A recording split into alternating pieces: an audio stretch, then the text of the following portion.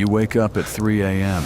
Your hands ache, your stomach growls, and the air, it's freezing. You'll work 16 hours today. You'll eat once, and you might not survive the week. This isn't a nightmare. This is your life in the year 1100. The world is pitch black. You lie on a bed of straw that smells of dirt and livestock. Your breath fogs the air. You can see it. You can taste the cold. There's no window, no light, only the sound of pigs shifting beside you. The animals live inside the house. They make it warmer. Barely. Your wife stirs. You reach for yesterday's ashes, searching for a spark, just one ember left alive. You blow on it. Once. Twice. It glows. The fire crackles weakly back to life. You warm your cracked hands above it. Your child coughs. Another day begins. You kneel beside a clay pot, mixing grain and water. Oats, maybe rye if you're lucky. The porridge thickens, tasteless, but it fills the belly.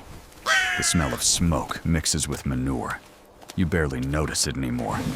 Outside, roosters scream into the void. You know what it means. It's almost time. The day's real work hasn't even started yet. You step outside.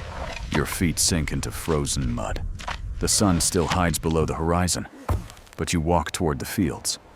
The Lord's fields, because they're not yours. The tools you carry, wood and rust. The same ones your father used. You plow, you sow, you sweat. Each thrust of the spade burns your back. The handle rubs your skin raw until it bleeds. You don't stop. No gloves, no shoes in summer, no rest, only rhythm. Push, lift, breathe, push again. Your breath becomes smoke in the morning light. You work beside your neighbors, silent, half dead, half alive. The fields stretch like eternity. You think about food, not because you're hungry, but because hunger is your shadow. At midday, you take your break. A piece of dry bread, hard as wood. You chew slowly, letting it soften on your tongue. It tastes like dust. You look up. The sun burns high. And just when your body begins to break, you hear hooves. The Lord's bailiff has arrived. He doesn't need to speak. You already know what comes next. The corvée, forced work for the Lord. No pay, no choice. Today, it's repairing the road to the castle. Tomorrow, it might be carrying stones, building walls, cutting wood. You can barely feel your hands anymore, but you lift the rocks anyway. You hear the bailiff shouting, his whip cracking behind someone else. You don't look. You just keep working. The smell of sweat and dust mixes with fear. It's heavy. It sticks to your skin. A man collapses beside you. He doesn't get up. Nobody stops. You look at the castle in the distance. Its walls shine under the sun, while your body rots in the field. At the end of the day, you walk to the church. Even here, you can't rest. The priest demands your tithe. 1/10 of your food, even if your children starve. You drop your last handful of grain into his basket. He blesses you with a smile. As you walk home, your legs shake. You don't know what hurts more, your body or your soul. And still, the day isn't over. The most dangerous hours are coming. Darkness again. You stumble through the mud, back to your home, your prison. Inside, your family eats in silence, a pot of thin soup, a crust of bread. The fire burns low, the light flickering on tired faces. You repair your tools, splintered handles, dull blades. Your wife spins wool in the corner, her fingers cracked and red. The baby cries, but she has no milk left. You whisper prayers you no longer believe in. Outside, wolves howl. You hear footsteps sometimes. Thieves, desperate as you. You sleep early, not by choice, but because you can't stay awake. Your back screams with every breath. Your skin burns with sores and blisters. Your mind drifts. But even in dreams, there's no peace. You dream of hunger. You dream of work. This wasn't one bad day. This was every day. From the moment you could walk to the moment the earth covered you again. You lived 30, maybe 35 years. If disease didn't take you first. Half your children died before the age of 5. You never bathed more than a few times a year. You never owned your land.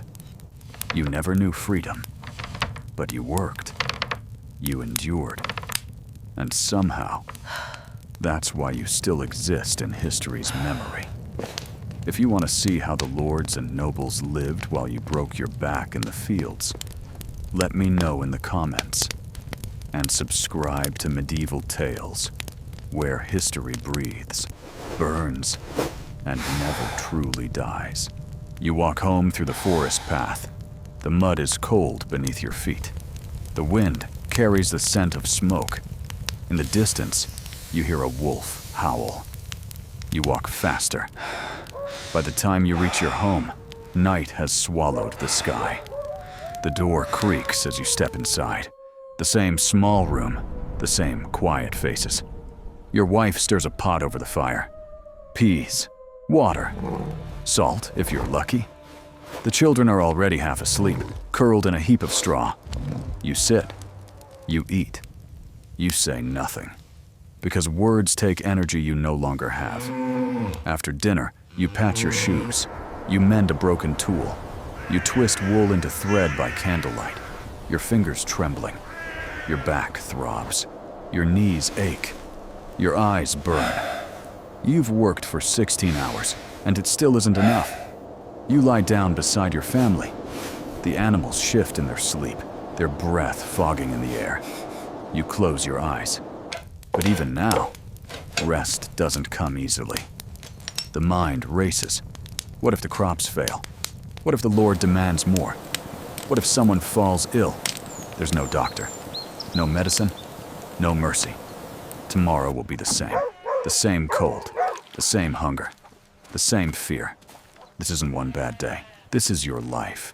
Every single day. You've lived through 24 hours in 1100, and most never made it past 35 years. Half your children won't survive to adulthood. You'll work until your body breaks, and when it does, no one will remember your name. But you will have endured. You will have lived. Because even in the mud, the sweat, and the silence, you were the foundation of everything. The castles, the kings, the world itself stood on your back. And tomorrow, when you wake at 3 a.m. again, the cycle begins anew. If you want to see how the nobles lived on the same day, let me know in the comments below.